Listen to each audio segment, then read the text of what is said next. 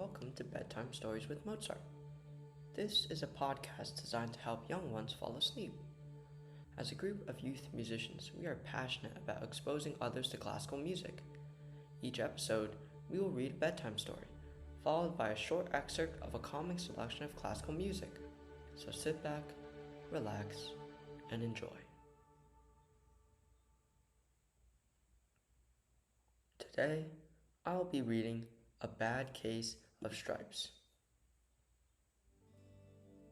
Camilla Cream loved lima beans, but she never ate them. All of her friends hated lima beans and she wanted to fit in. Camilla was always worried about what other people thought of her, and today she was fretting more than usual. It was the first day of school and she couldn't decide what to wear. There were so many people to impress. She tried on 42 outfits, but none seemed quite right. She put on a pretty red dress and looked in the mirror, and then she screamed. Her mother ran into the room, and she screamed too.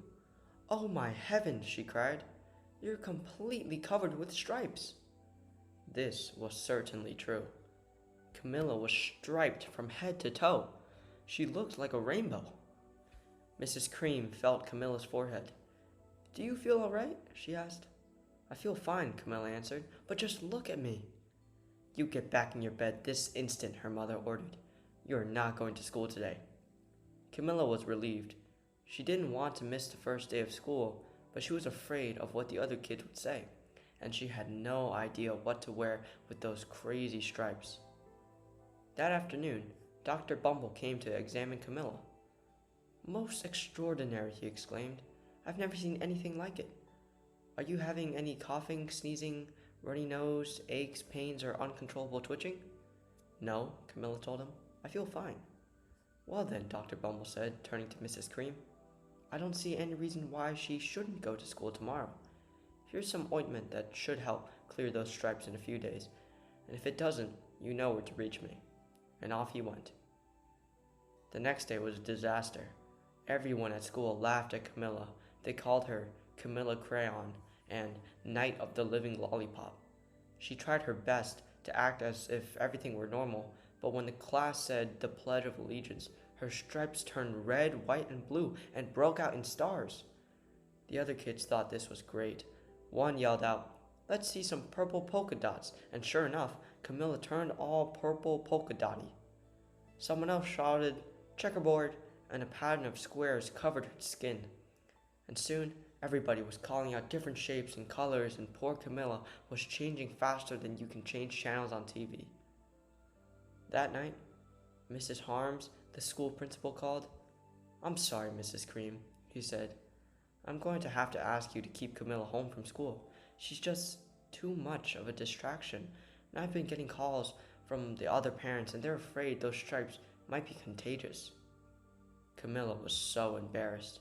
She couldn't believe that 2 days ago everyone liked her, and now nobody wanted to be in the same room with her. Her father tried to make her feel better. "Is there anything I can get you, sweetheart?" he asked. "No, thank you," sighed Camilla. What she really wanted was a nice plate of lima beans, but she had been laughed at enough for one day. Well, yes, I see," Dr. Bumble mumbled when Mr. Cream phoned the next day. "I think I'd better bring in the specialist. We'll be right over."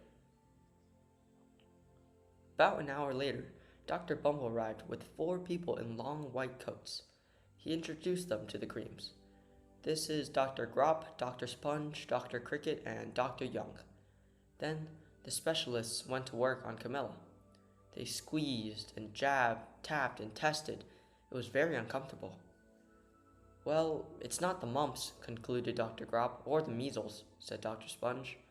"Definitely not the chicken pox," put in Dr. Cricket.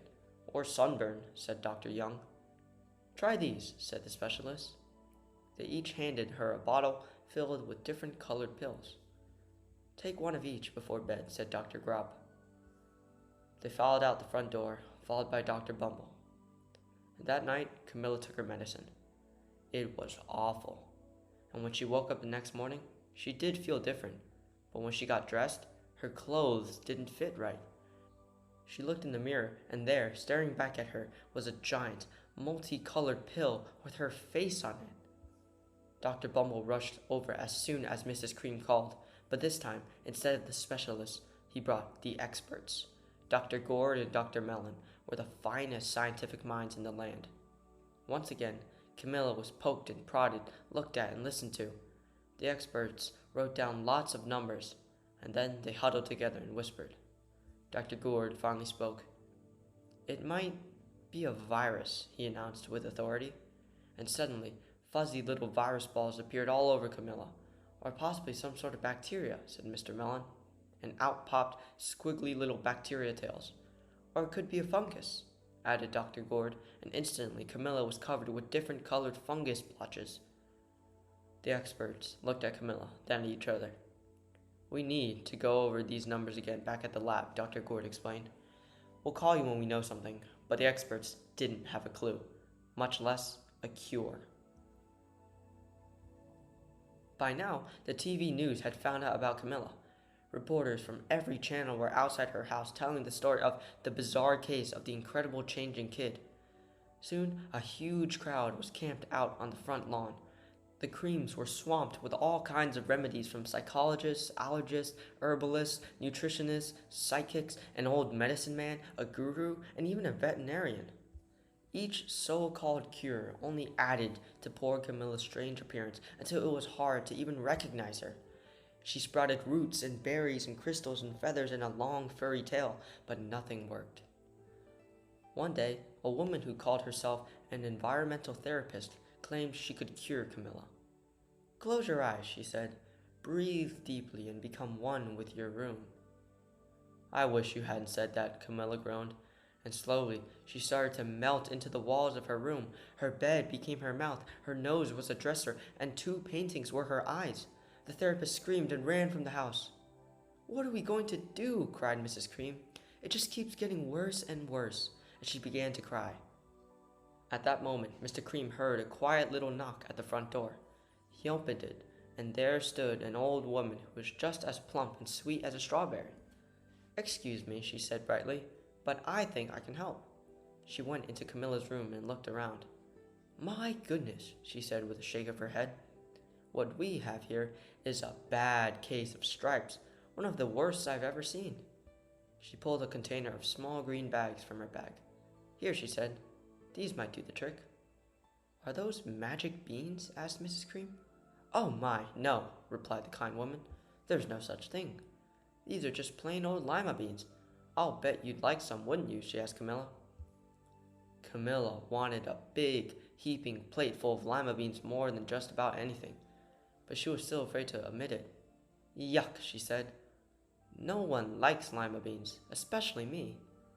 "Oh dear," the old woman said sadly. "I guess I was wrong about you." She put the beans back in her bag and started toward the door. Camilla watched the old woman walk away. Those beans would have tasted so good, and being laughed at for eating them was nothing compared to what she'd been going through, and she finally couldn't stand it. "Wait," she cried. "The truth is, I really love lima beans." "I thought so," the old woman said with a smile.